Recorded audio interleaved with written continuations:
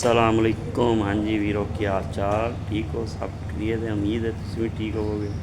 तो मैं भी वधिया। अज तुहानूं दिखाने कि डबल ग्लेज का तुहानूं दस्सिया सी फ्रेम बनाने ने फिक्स, तो वो बन के तो साइड ते आ गए हैं। साइड ते हम फिटिंग कर रहे हैं, तो जफर तो शायद लगे हुए हैं फिटिंग कर रहे हैं। वो तुहानूं चेक करवाइए ज़रा।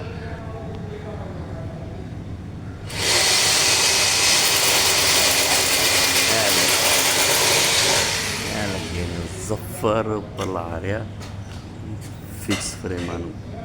जरा चेक करो अच्छी तरह। फ्रेम लगा रहे हैं जफर। शहरी खड़ा है थले शीशे पे ने डबल ग्लेज। हुण फ्रेम फिट करके उन्होंने फिर शीशे लाएंगे। इन्हों की फिटिंग बेहतरीन करके